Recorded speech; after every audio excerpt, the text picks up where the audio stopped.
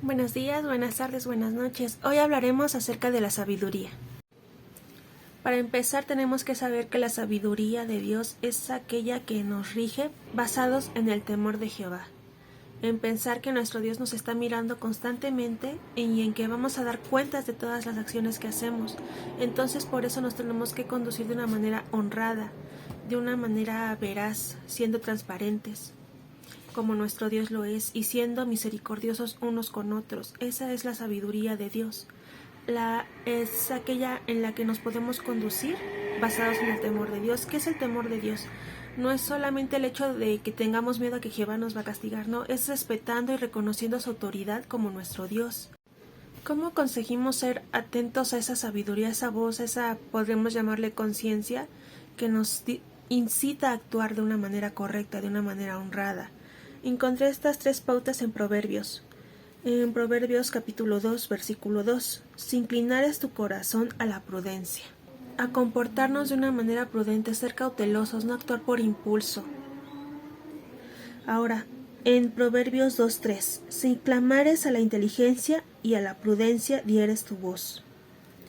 Actuar siendo inteligente y no ponerse en riesgo. Si vemos que está el acantilado, no vamos a ir corriendo hasta el ras del acantilado, sabemos que se puede despeñar. Entonces, por eso también Dios dice, cuando tu ojo te hace ocasión de caer, sácalo completamente. O sea, debemos de cortar de tajo las cosas.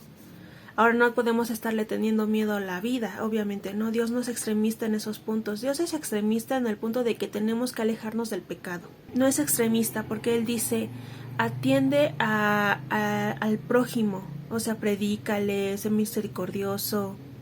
Pero también dice, no descuides a tu familia, porque ese es nuestro primer ministerio.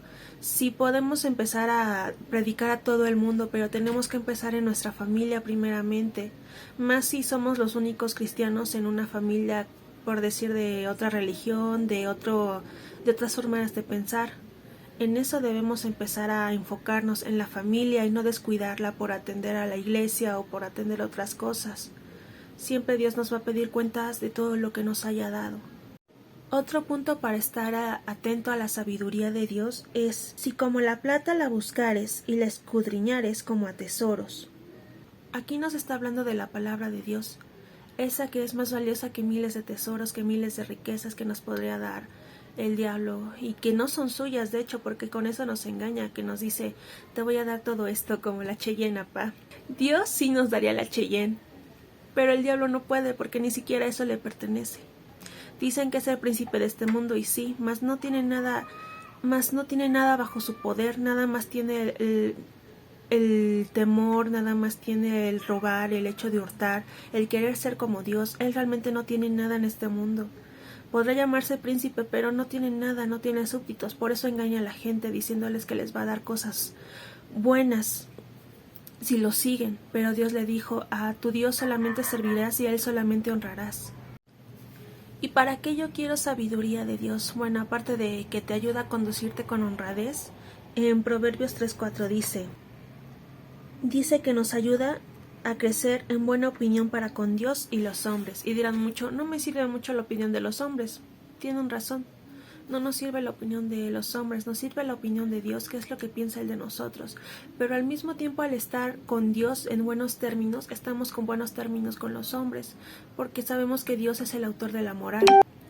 Aunque muchos hayan borrado su nombre de esas escrituras, de la moral, de la ética, de las leyes, sabemos que toda ese conjunto de reglas, sociales, están basadas en la Biblia. Ahora, otro punto importante es que cuando nosotros andamos bien ante los ojos de Dios, Él nos va a bendecir. Él protege al que le ama y destruye al impío.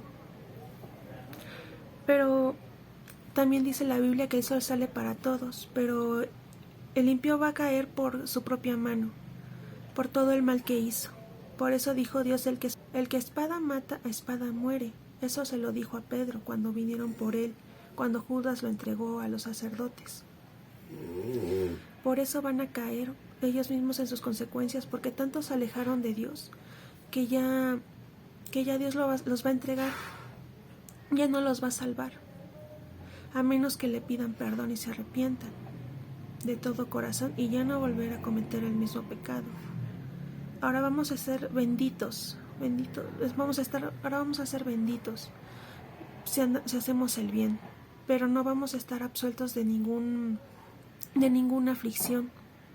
Nos va a tocar a todos, porque Él lo que les desea es modelarnos, porque estábamos en el lodo, y Él lo que va a hacer curarnos, sanar nuestra tierra. Un ejemplo de cómo vivir con sabiduría es no pagando mal por mal, el ser honrado, el ser misericordioso con las demás personas, el amar a Dios, el amar al prójimo.